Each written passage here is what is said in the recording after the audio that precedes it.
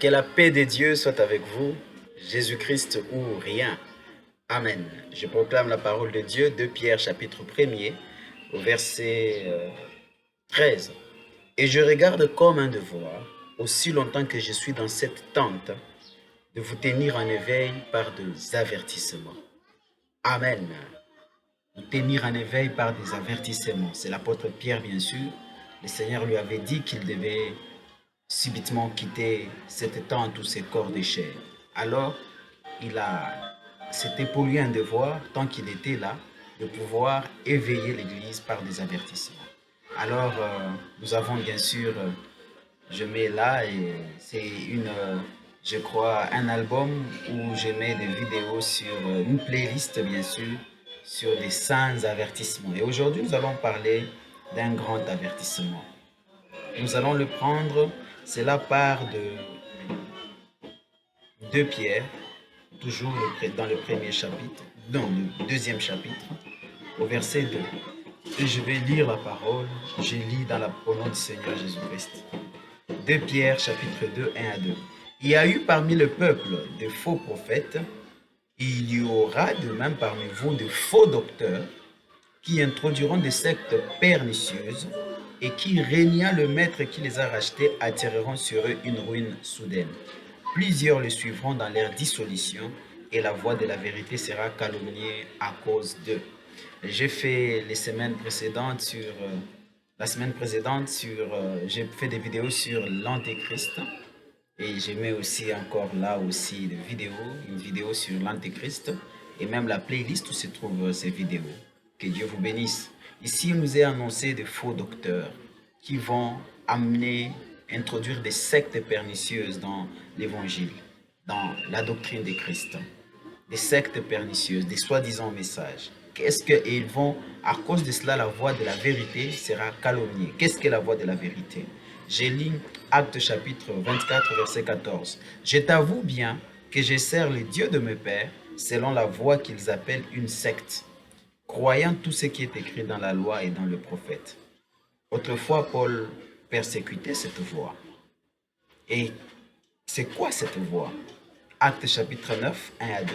Cependant, Saul, respirant encore la menace et le meurtre contre les disciples du Seigneur, se rendit chez le souverain sacrificateur et lui demanda des lettres pour les synagogues de Damas, afin que s'il s'y trouvait des partisans de la nouvelle doctrine, hommes ou femmes, il les amena liés à Jérusalem. La voie, c'est la doctrine. La doctrine.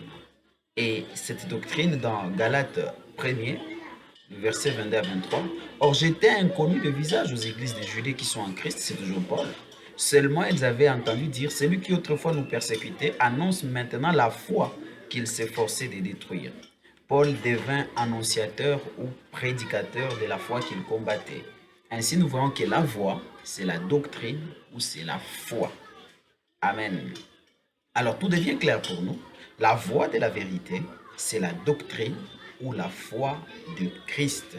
Alors, il nous est dit que plusieurs vont introduire des sectes pernicieuses et à cause de cela, la voie de la vérité sera calomniée.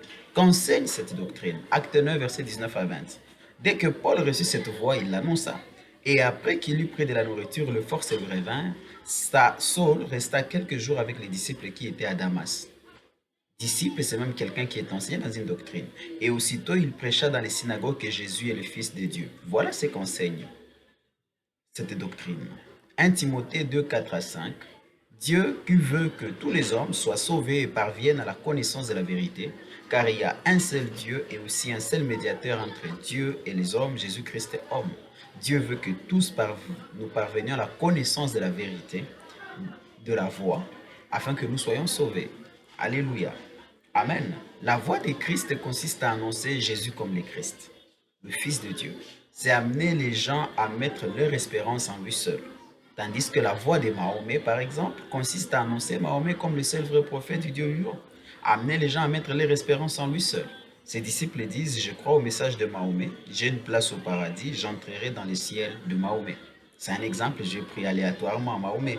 Eh bien, 2 Jean chapitre 1er, 9 à 10. Quiconque va plus loin et ne demeure pas dans la doctrine de Christ n'a point Dieu.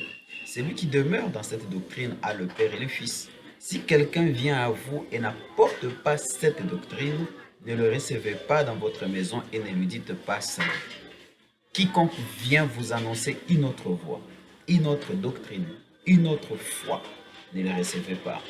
Car plusieurs faux docteurs ou enseignants sont venus dans ce monde.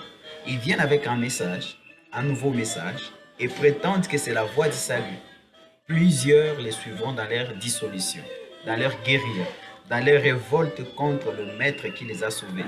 Ils perdront leur héritage tous, et les meneurs et les induits en erreur, malheureusement. Voilà la triste nouvelle. La doctrine, par exemple, de Branham, ou la voix de Branham, qu'on appelle message du temps de la fin, consiste à croire que Branham est le prophète du temps de la fin. Amener les chrétiens à mettre toute leur espérance dans son message, avec l'espérance d'être enlevé, la promesse d'être enlevé. Est-ce la doctrine? Est-ce la voix? Est-ce la foi apostolique? Non. Toute personne qui s'évertue à étudier, à méditer le Nouveau Testament, trouvera que la foi, la voix, la doctrine apostolique ne consiste qu'en une seule chose, annoncer que Jésus est le Messie, le Christ, le Fils de Dieu.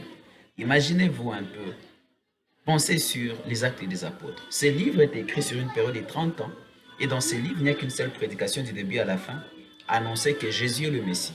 L'Esprit Saint a été donné afin que nous soyons, que la personne qui reçoit l'Esprit soit un témoin de Christ. Acte 1:8. Vous recevrez une puissance, l'Esprit Saint venant sur vous, et vous serez mes témoins. Amen. Ainsi, la prédication, Jésus-Christ est le Seigneur, croire au Seigneur Jésus en vue du salut, est la seule prédication dans tous les actes des apôtres du début à la fin. Ainsi, je ne me fatiguerai pas. Si en 30 ans, c'était la seule prédication, les seuls sermons que tous les apôtres ont prêchés par l'Esprit de Dieu, je ne me fatiguerai pas non plus de prêcher par la grâce de Dieu. S'il me donnait encore 30 ans devant moi, 40 ans, 70 ans, à prêcher cette seule prédication, crois au Seigneur Jésus et tu seras sauvé, toi et toute ta famille. Amen. Je n'en ai pas honte. Ainsi, à cause de la voix de la vérité est calomniée, nous remarquons que partout un autre message est cru. Au lieu de l'évangile du Seigneur Jésus, les disciples de ces soi-disant messagers méprisent, minimisent, se moquent de l'évangile, ainsi que des chrétiens qui ne croient qu'en Jésus-Christ. Ils nous appellent bébés spirituels, croyant des petites choses, des choses rudimentaires, des dénominationnels. Eux, ils sont des adultes, selon eux, des adultes spirituels. Ils sont une super race, ils sont l'épouse. C'est un mensonge. Je termine. Il est dit dans l'Apocalypse, dans l'Épître, dans les livres, dans la prophétie sur la prophétie de l'Esprit à l'église de Smyrne, je connais les calomnies de la part de ceux qui sont des juifs et qui ne le sont pas et qui sont des menteurs. Amen. Et il dit, je connais ta souffrance, petite église. Je sais ce que tu souffres à cause de moi. N'ayez pas honte de souffrir pour Christ. Supportez.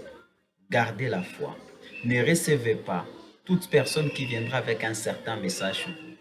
Nous avons déjà reçu le message. C'est l'évangile du Seigneur Jésus. Nous avons déjà la foi de Christ. La foi vient de ce qu'on entend, la parole de Christ. Que Dieu vous bénisse, paix à vous. Si vous l'avez reçu, rejetez. Mettez dehors ces livres qui vous a apportés. Mettez dehors cette doctrine. Ne fréquentez plus ces lieux, ces endroits. Ces gens-là sont maudits.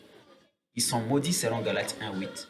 Toute autre personne, que ce soit un ange dans les cieux ou un être terrestre, qui vous apporte un autre message s'écartant de l'évangile que vous avez déjà reçu, l'enseignement du commencement, Paul dit qu'il soit maudit, qu'il soit anathème. Et qu'est-ce que Pierre dit en terminant? Il dit qu'une ruine soudaine tombera sur eux. Regardez comment William Branham est parti. Regardez comment tous ces autres-là, ils partiront toujours de la mauvaise manière. Pourquoi? Parce qu'ils sont entrés dans une voie qui les amène à la ruine. Les proverbes disent, telle voie paraît droite à un homme, mais pourtant son issue, c'est le séjour des morts. Paix à vous, à la prochaine, et Dieu vous bénisse.